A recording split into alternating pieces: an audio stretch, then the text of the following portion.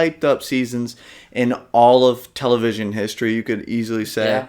And a lot riding on it. Yeah, and it's very polarizing. A lot of people loved it. A lot of people hate it. We just watched episode 9. Conformity Gate is real. No, it's not. It's not. But our opinions are. So That's true. Let's go down to general thoughts of the season. How do you think Stranger Things ended? Did it stick the landing? I mean, it's just like a very mid ending. It's not horrible. It's not great. It's just very mid.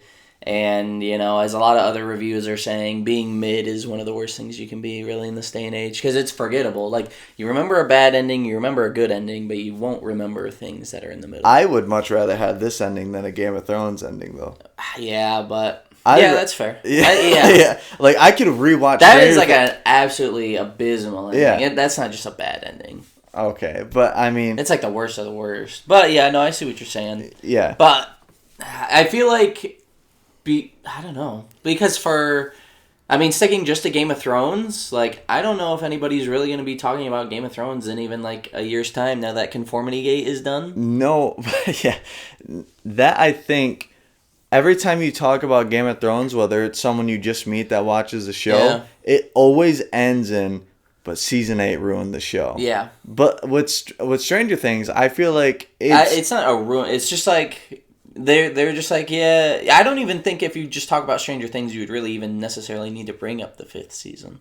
And I mean, I think that's better than season 8 of Game of Thrones. Yeah. Yeah. It's just like what I mean. It's not bad. It's just forgettable. Like, you're not going to talk about it. Like, right. There's not going to be any hype about it. No, I'm just saying that is better than what happened I guess to the murder show of season 8. But we're not here to talk about season 8 of Game of Thrones.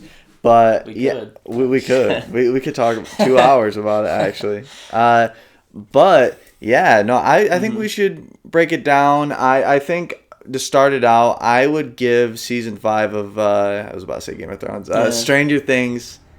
I'm gonna give it a solid 6 out of 10. Yeah, I would almost say a 5, because to me it's just a perfectly average season. Yeah. It's not even slightly above average. I just gave it a passable grade. Yeah. I mean, 5 is like... Yeah, but... Yeah. I for me, it's a 5. It didn't leave me starstruck. There was like 1 or 2 moments only in the final episode where I was like, oh, that's kind of cool, I guess. But okay. Other than that, but I think, like... Let's break it down in sections, because they released it in 3 parts. Yeah. So first 3 episodes, I did feel it was a strong beginning. Yeah, no, I thought it was really good.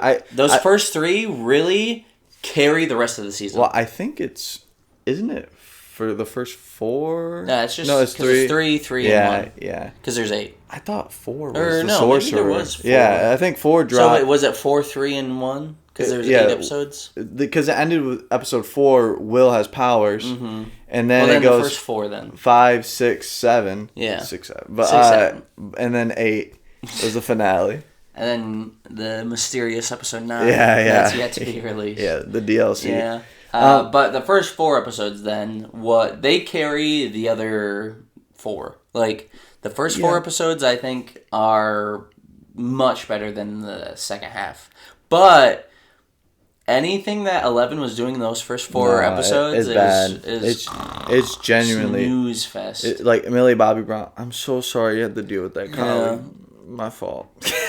This problem is mine. Yeah, and Hopper, please don't kill yourself.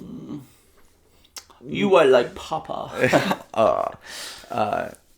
More movie. But yeah. So I do think that volume 1 is. The best volume, just scene by scene. Mm-hmm. There's surely a lot of things wrong with it. I think what hurts season 5 and with volume 1 with it is how it just Stranger Things is just so scared of sequencing and keeping things continuous that they should have kept it off right after season 4 ended. Like the stakes are so high. Like Hawkins is ripped up in half. Yep. It's like.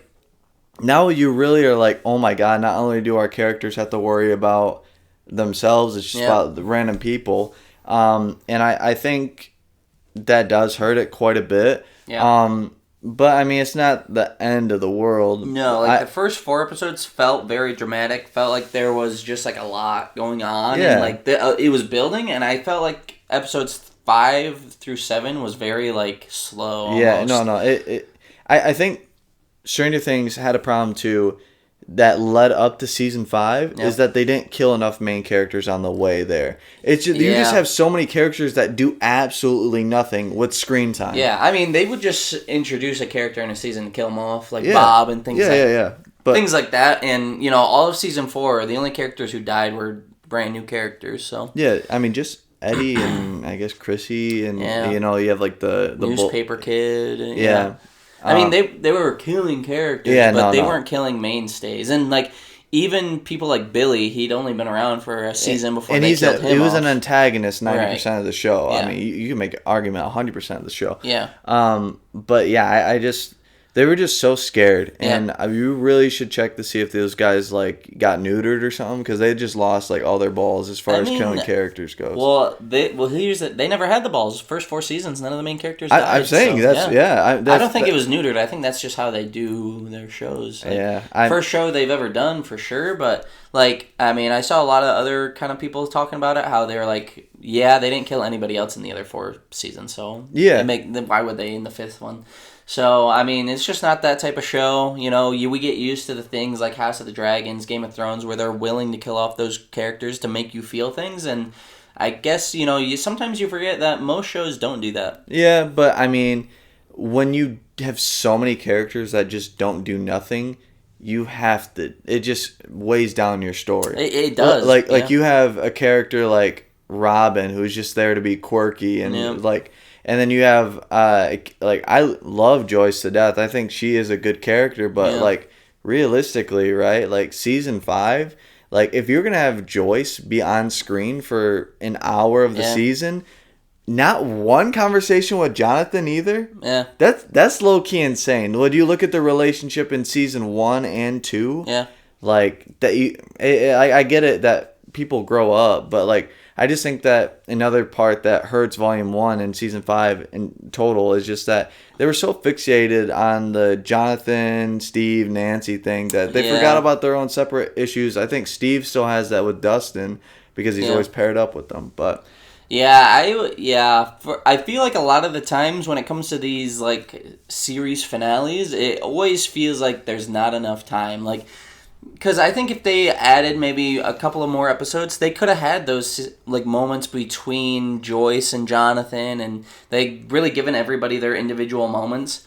But because they limited themselves to the 9 episodes, they just you do run out of time. But another thing too is you just have so many characters that you have to tote the rock. Yeah, like you have to give up on some of them. Plus, you introduce a main plot point with a brand new character, essentially, in Holly Wheeler. Yeah. Like, I don't think that's bad. It wasn't bad. Think that's bad. I really liked Holly's scenes. I thought her and Max killed it. But I just think that it just took away from... Well, it's like you get a new all-star on the team on basketball, and they're shooting the ball 18 times, so a nice role player can only shoot it 4. I mean, it is like we keep comparing the two, and they're not similar shows, but it's like in Game of Thrones, they would have whole seasons where a character wouldn't even show up because they're focusing on a different character. Yeah. In this show, it was all the characters all of the time, where... If they really wanted to build characters up, seasons 3 and 4, they really could have pulled back on some of the mainstay characters and let some of the other ones shine for a little bit longer. Yeah. And then, in season 5, you bring back in those characters you didn't get to focus on before. It was... A lot of things could have been done better, I feel like. Yeah, it's not a perfect show by any means. And I feel like, too, especially episodes 5 through 7, there's a lot of things they could have cut out for better content, for sure. Well, I just think, too, I don't want to be the guy that just sits on a soapbox and be like, you had to kill this character. These characters have extreme plot armor, but, like, just, you could have had, like, a really, like, romantic, like, Romeo and Juliet type of, like, ending for Jonathan and Nancy. And when like they die together, like married or something. Yeah. I'm not saying like that's how you should end married, it. So. anything. No, I know they didn't, but and then like have like a weird, confusing breakup scene. Right. That was odd. I was one of the stupid people. I was like, were they broken up? No, I don't. I didn't understand because they were like, will you unmarry me? Yeah. I was like, what? Yeah, I thought they were just like saying they didn't want to marry each other, but like right now type of thing. Yeah. But yeah, it was definitely like. The scene was needed. The only thing they missed out on with that scene is Nancy jumping into Steve's arms right afterwards. That's the only thing that was missing. Yeah. I'm just joking. Justice for my man, Steve. The real healing is moving on from that hoe. But true. But I don't know. I think Volume 2 is where the ball is dropped a little bit. Yeah.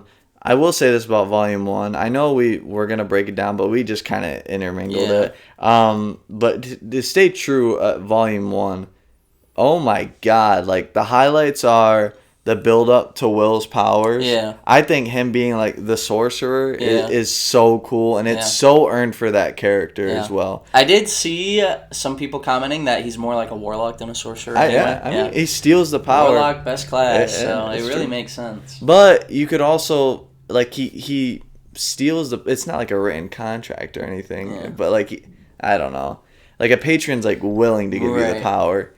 And like, I guess it's more like a draconic sorcerer, kind of like line. Yeah, just like just because sorcerer, it doesn't matter. We're not talking about that right now. It's on maybe Archfey Warlock. Yeah, that's true. Yeah. But yeah, no. I think those are the highlights of Volume 1. Yep. Volume 2, I think it really showcases the worst like acting. Like when people brought up Volume 1 has some bad acting, I was like. Okay, and I get that it's all filmed at the same time, so it's like, well, why is that bad? Well, why is that? I think people were really hypercritical too, because like when you go back and rewatch like the slow down reverbed scenes, it's easy to be like, yeah, that looks pretty bad. But when you're in the moment, to me, none of the scenes especially stuck out as like horrible. I think when the run Will scene, I some people could call me fucking stupid for it. Yeah, I don't think that's not that bad of acting. No. Like, what is he, like, supposed to do? Like, he's possessing someone miles away, and, like, it's like, like, what? Yeah, no, I agree. I don't think it's, like I said, I think people are just hypercritical of it, and I never thought the acting was never great, and I never was sitting there, like, Oscars, but I was never sitting there, like, this is taking me out, this is fucking horrible. Yeah, Millie's performance, you can make the argument. There was, like, she was mainly just so emotionless, though. Yeah, no, but that, like... But that, there was just, like, it felt very phoned in. Her and Callie, I would say, were probably the worst performances. Yeah, and then, we'll save the finale for last on it, because I think that's kind of the most important part, but... Save it for the finale of the video. So, I'm going to give you a character. Yep. You gotta tell me good or bad. Yep. Okay, Hopper. He's a good character. I'm saying strictly season 5. Oh, strictly season 5. How well was their season? For that season, bad. Yeah, Hopper's worst season by far. It was everything I thought he was gonna do, try and kill himself. Mike has a good season. Yeah, Mike is good. Being brought back as a leader is good. Yep. Let's see. Steve, you thought Steve? I like Steve. Steve is always the GOAT. Yeah, he's a little one-dimensional this season. I mean, he was just having his fight with like Dustin. Dustin, yeah. That was his big thing this season, and like, he didn't swing a punch on him too. I thought that was good. But yeah, let's see. Until you had a bad season, Robin. Robin was season. Unbearable. Anytime they tried to explain, they started to explain things, and like that was my. We got to make a plan. Yeah. Okay, that plan sucks. We got a plan. Like this is Vecna. Yeah. And this is us. And it was like every time. The third or fourth time they did it, I think I actually rolled my eyes. I was like, guys, come on, you can't be doing it this much in one season. It's horrible. Max killed it. Yeah. I love Luke. I think she just didn't have like a lot going on this season, but yeah. She basically is the support for a brand new. But like after she gets out of the coma, I mean, a lot of her acting is just having her sit in the chair, which is a little unfortunate. Chair. Chair. No, I mean, yeah, but then the whole payoff of Lucas and Max's character is the payoff. Like, that's the payoff. I'm just saying she doesn't have, like, a whole lot going on. Like, after she wakes up from the coma. Just one episode. That's like when does she wake up? Episode 6? I think. Or episode 7? I think it's the end of 6 where she goes, like, she gets out, and then 7 is the one where she wakes up. Because I think that's also the scene where... So then 2 episodes, 7 and 8. No, because I think she has a good season 8, or episode 8. Yeah. I mean, just the payoff of that character is just amazing, and just watching those Lucas and Max is just adorable. I mean, just the epilogue, is good. Yeah. But just, like, leading up to that. Everything when she was in the chair is, like... I mean, that's an hour of episode 8 is the epilogue. Yeah. Yeah. So half the episode. Yeah, that's pretty good. So the other half, she's a meh. I mean, there's so many characters, you have to share the love. You know... To me, it's just meh every time she's in that chair. It's like, get up, lazy. Yeah. No, but she's fine. I mean, all the stuff in the dream was cool. However, though, some of her scenes with Holly, like when they were having that big speech before Max fucking goes back into her body, I'm like, holy, you could not have time for all this, bro. It was like 5 whole minutes, and I'm like, there's no damn way. And so that did bring me out a little bit. Like in the real, like I feel like to make that scene more intense, you don't need to give Holly that huge motivational speech. You just gotta give them the quick bullet points and jump back into your own body. Keeps it tense for you, keeps it tense for Holly, and then she kind of has her own self-realization. I feel like a lot of the times in this show, a lot of people are like not even spoon-fed, they are force-fed their revelations. Like, with Will, he was force-fed his revelation through Robin, and then Holly was force-fed her revelation through Max. You know, Steve learned his revelation through trial and error. Right, because he's the GOAT. Yeah, he's the GOAT. He's the GOAT. He's just the GOAT. Hopper, I think Hopper's revelation of kind of like, I can be a good person and a good dad. Yeah. Like, that's earned. But, yeah, I think in the later seasons, it does hurt. But it's always people being like, you are this. Yeah. And they, you know...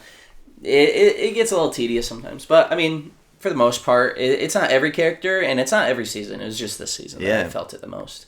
Let's talk like send-offs too. Like, I think now we should get more into like finale talk. Yeah. I just think Elle's send-off to Mike. Well, before that, I think we got to talk about the whole send off of Vecna. Oh yeah, that's true. Because I mean, Dog Dookie. Yeah, it was not good. Like everybody, I didn't even think about it during the episode, but like everybody has been saying, where were all the Demogorgons? Where were the Demodogs? Yeah. Where were the Demobats? They weren't even in the season. And I think too, making it like a desert area hurts the aura that the Upside Down had. True. I guess it's not the Upside Down. Yeah, but it's his like plane of existence. But like somebody else brought up the point where it was like, oh, they hate the heat, but then their home dimension is in a desert, and I'm like, well, the desert gets cold at night. No. Yeah. Kill him. You know, but it's a good point. Yeah. And I did like the scene where they reveal that the Mind Flayer is the hive that he's been in. Yeah. That was cool. But then other than that, they kill it way easily. Yeah. Like when Steve and Dustin run underneath of it and they're just stabbing it with his spears, I'm like, what's to stop this thing from just crushing them right now? How is Nancy outrunning this thing for more than 10 seconds? Yeah. She can get one step and then she should be caught. Yeah.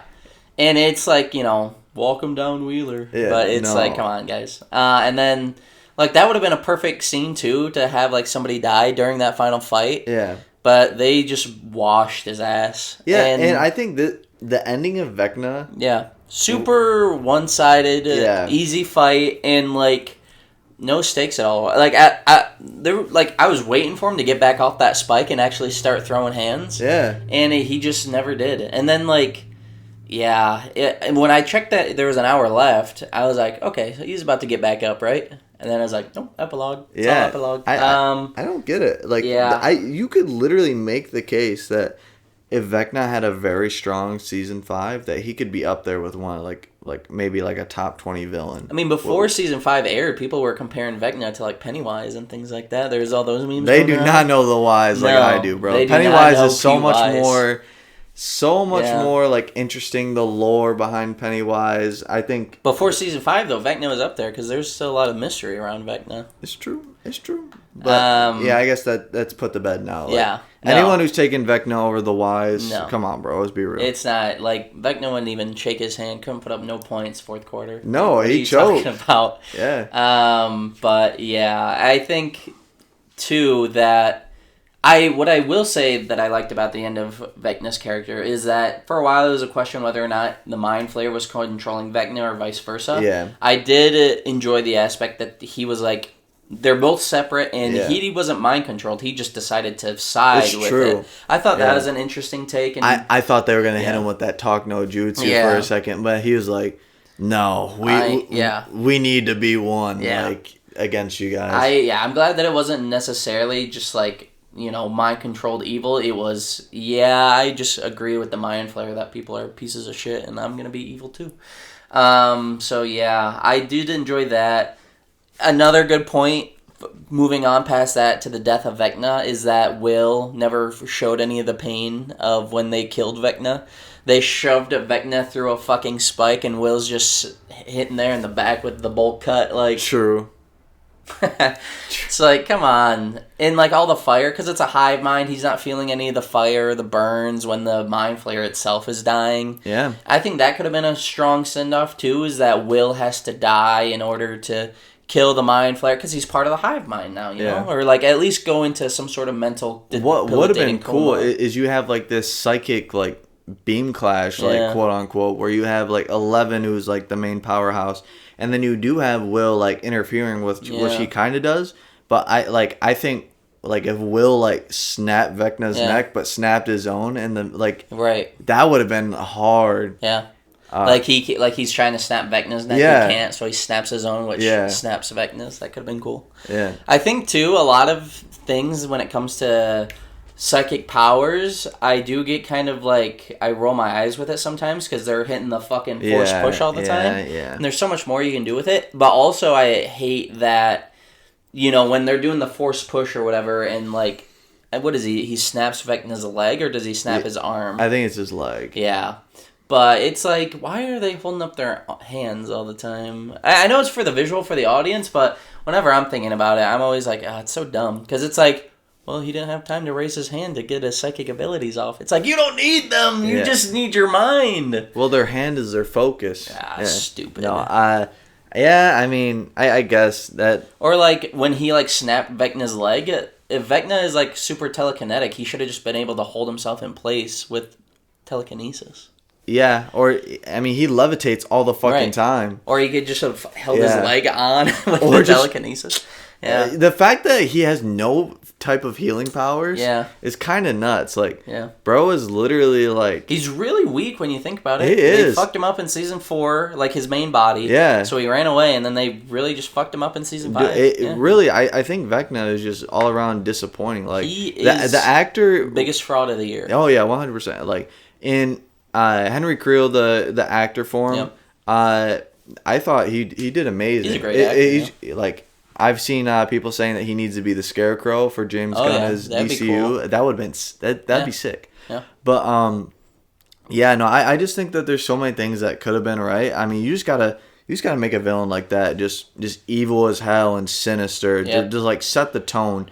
Like, and that's just to your point earlier. Like, Stranger Things isn't like that. Like, it's not that entity. Like, you have, honestly, like, you go back to season 1 and season 2, and you have the Demogorgon introduced, and it's like just phasing through like walls, and like people don't believe it's real, and it's just like haunting, but no one dies still. But and in season 2, like the Mind Flayer like possesses Will, and it's like, oh my god, this poor kid. But then you just have so many antagonists that don't really pose a threat, because like, I mean, I don't know, I didn't really care about Vecna in season 5, especially volume 2 on. Because he just got dogged on. And then let's just talk about it too. The military is so goddamn terrible. It's Dr. just K, not even, worth talking about. It's so bad. Dr. K, most useless character. I've been just been watching so many shows and so many movies just where the military is just like this cast off. You're going to be the bad guy that interferes with everything. You're going to ruin it for everyone. Why are you guys evil? Because we are the military. Yeah, it's it's just god awful. Like Avatar terrible, Welcome to Derry terrible, and now Stranger Things terrible. Come on, bro. Like we got away from that in season 4. Why are we back into it? It doesn't add anything other than for a reason for Eleven to kill herself. Yeah. That's all it adds. Yeah. And so also bad. Too, just they're just so useless. Yeah. And oh my gosh, and I forgot my train of thought on this, but it really just bogs the story down. Yeah. They don't add anything to it, and it just takes away. It poses a threat, and to the epilogue too, it's just like, why are none of these people arrested? Yeah. They've directly murdered. Yeah. It's why did Dr. K let any of them go? She would have just killed all of them, covered it up. Or just literally, any bit of narration could have helped. That 18-month time skip where they do, they show Hawkins healed up and all that. Just have, Mike just, narrate something. It. Yeah, and just be like, the military, I'm not going to write it out, but, we signed, an NDA. Something. Yeah. Because as it stood, they were just like, well, back to the drawing board, boys, and they all fucking took off as, an episode of The Simpsons. It's over. Yeah. And, so that was another thing, too. Since we're going off of, the send-offs right now. Yeah. After Vecna's, we have 11 send-off. I thought that was beautiful. I did not. Really? Nope. What? Because, for one thing, the whole time she was sacrificing herself, I was like, it doesn't matter. They showed through Henry Krill that they have a way to get the fucking shit from the other dimension. So even if you kill yourself, they're, maybe not soon, but they are going to get it. Your sacrifice means nothing. Yeah, The fact that they showed that Henry Krill, got his powers from a scientist, just randomly, no explanation. They never said this was a once-in-a-lifetime thing. This is a once-time-only opportunity, and it's just the scientist had the rock from, Dimension Abyss. And it just shows, or at least it implies, that they have the tech to get things from the Abyss here. And so they could just do that again. I mean, stranger things have happened. But, and so, the whole time, I'm like, why are you killing yourself? It's fucking pointless. But, I guess. But you just have the scene and just the use of the flashback and then Purple Rain going off with... her conversation, her saying goodbye to Hopper, and then Mike in the same beat with the record going off. I will oh my god, dude! That one got me tearing up. When it comes to her goodbye as well, and this is a callback to the whole season's goodbye. But when they're oh, how could she have used her powers during the mine, during the that is a very good point. How could she have put Mike in the fucking mine palace?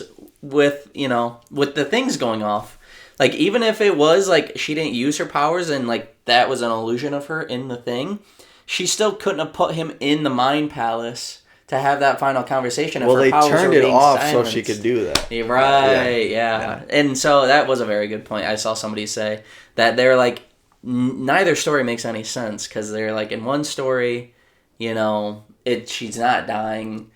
And so she runs away. But in another story, she is dying. But in both stories, she's using her powers. And I'm like, yeah, that's a very good point. But I will say, I didn't think that the scene between Will and 11 was, badly acted. When he was, he was kind of, crying and saying, no, don't do this. People have been, posting it all over TikTok, slowing it, reverbing it. And they're like, this is acting? Type of thing, and I didn't think it was that bad. No, I don't think... I didn't think it was bad at all. I wasn't watching it being because when I was watching it, I actually was like, man, it's really sad that he is to he's begging her not to do it, and she just won't listen. In that aspect, it was really sad, and that it gave you that feeling of just inevitability. There's nothing you can do to stop it. Are you talking about Will or Mike? Sorry, I meant Mike. Yes. Yeah, okay. I was when like, Mike and 11 are in the Mind Palace. Yeah, oh yeah, no. That scene is beautifully acted, and I think Finn Wolfhard is an amazing actor. In when people were were commenting, I was like, I don't know what they want him to say. I haven't seen any slander on that scene. No, I haven't seen it. No, but I've seen the meme where it's like, when your side piece is leaving, so you have to throw up one of these.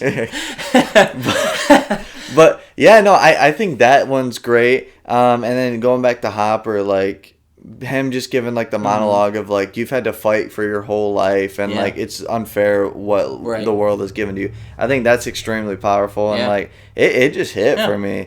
It hit, but then also if she really did kill herself, it was she didn't listen. Yeah.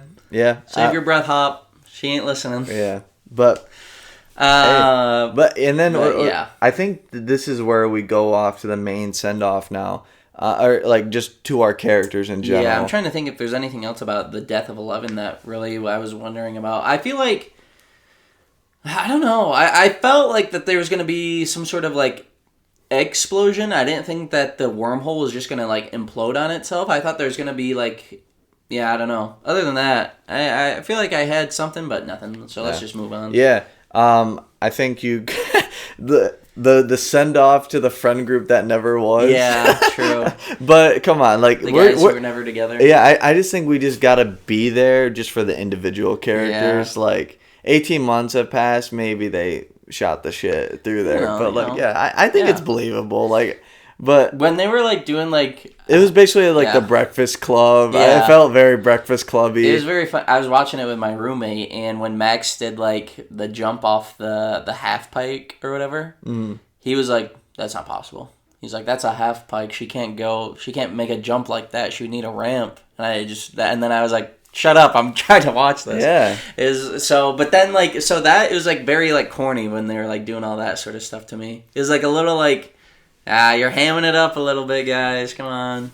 Yeah, because they were showing that Max is a daredevil because she just came out of the coma, but she's still dangerous and risking herself type. But of thing. She's also loved skateboarding her whole life. I know, but it was I don't know. That's a big reach. Yeah, but they Come were on. They were I was because I got what they were trying to do. They were oh, see, she's still skateboarding. She's still risking her body even after all this traumatic stuff. And I was oh, hammy. I don't like it. Come on, I think that one's a little ridiculous. No. But yeah, just the send off Lucas and Max's relationship, absolutely adorable. And then something that got me too is just the end of the D&D campaign where the I believe. Yeah. And then well, we can't jump over we gotta jump over to Dustin's valedictorian speech and stuff, which was really cool. Oh, that's true. How he's still thinking about Eddie, but now it's not his main focus, and he brings back the Hellfire Club in his way, and he talks about conformity. That whole speech was basically Eddie speaking through him. Yeah, and how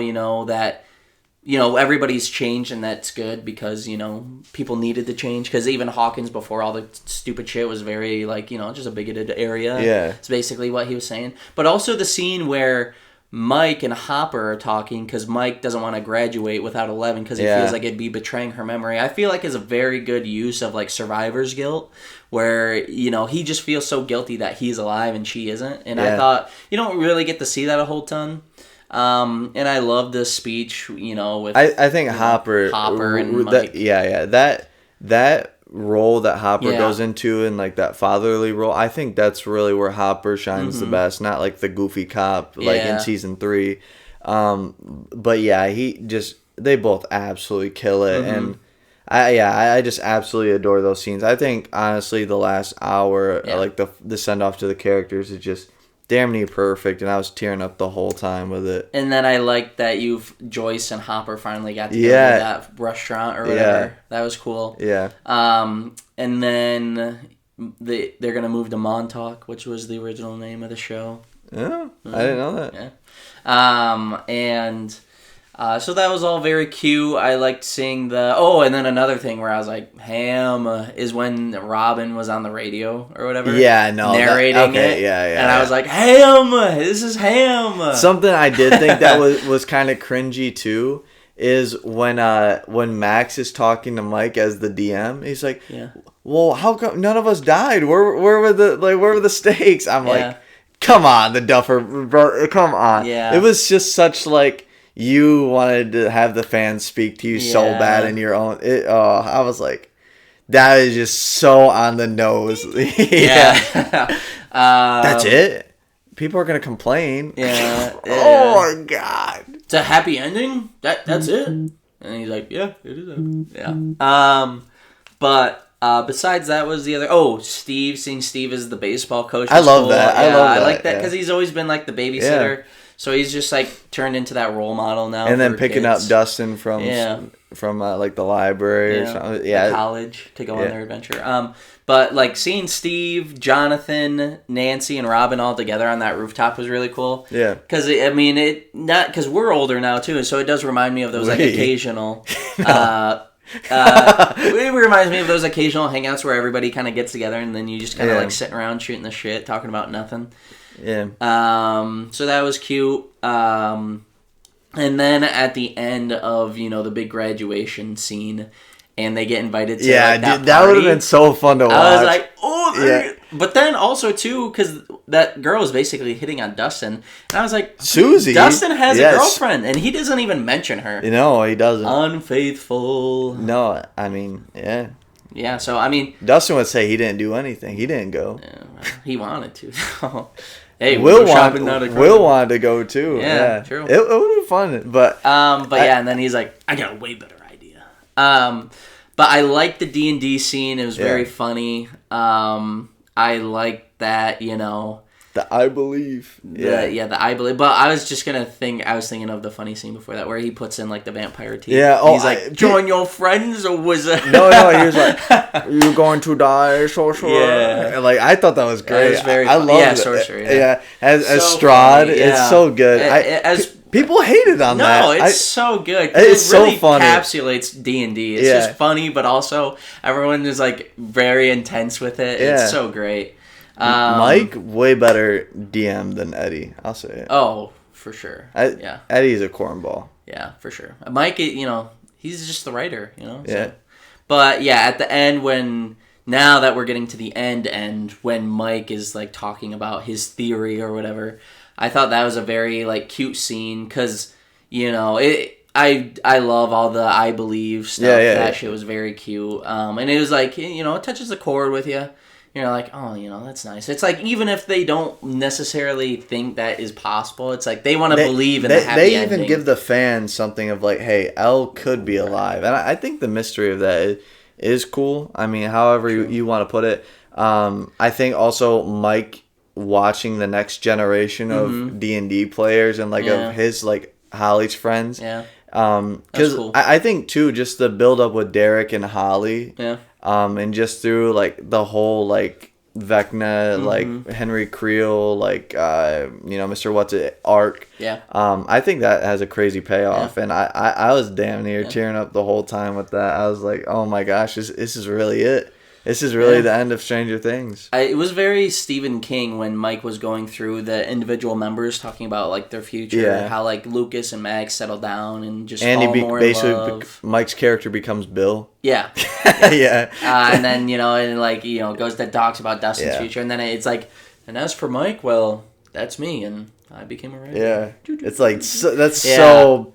It's very Stephen King. When it was happening, I was like, this is very Stephen King right now. Yeah. But we'll edit that out. But no, it was great. I thought all of that was really good. I thought it was good. And like at the end of the day, when the credits rolled, I was satisfied. It was only after I was thinking about everything is when my complaints came. I do think they jumped and they soared very high early seasons. They plateaued a little bit. They got up. They flapped their wings. And when they ultimately fell down, I just felt like they tweaked an ankle. Yeah. As a series. Yeah. No, I mean, good series. I don't know if it's something I'd ever watch again. Oh, I'm 100% rewatching this. But you watched it before the final season even came out. Yeah. That wasn't even something I was capable of doing. Yeah, so. I absolutely love season 1. Like, I would say if season 1 is perfect. It's a perfect season. Interesting. Like, I think it's up there with Severance. Over Game of Thrones? No. No. But it's in that same, like, Game of Thrones season 1, it has its own. Yeah. I would put it up with Severance season 1. Interesting. I would not. Oh, yeah. That's a story for another time. But, yeah, I think this is what's going to wrap it up. Thank you for everyone that watched the predictions, the shorts. They've gotten a lot of love. Yep. And if you're at the end of this video, it's greatly appreciated. This will probably be the end of our Stranger Things talks. Maybe some future, like, Tales spin-offs. of 85 are coming out. Tales of 85. Apparently. The spin-off is supposed to be coming out. Yeah, maybe a Dustin episode Steve. 9 ever drops, we'll come back and say we were wrong. And, maybe if we're, like, shit out of, like, content, we could be, like, what's next for Stranger Things. But we could do the Sonic video prediction. Oh. Come up with the next 5 seasons of Stranger Things. Done. Yeah. But, yeah, anyway, thank you for watching the video.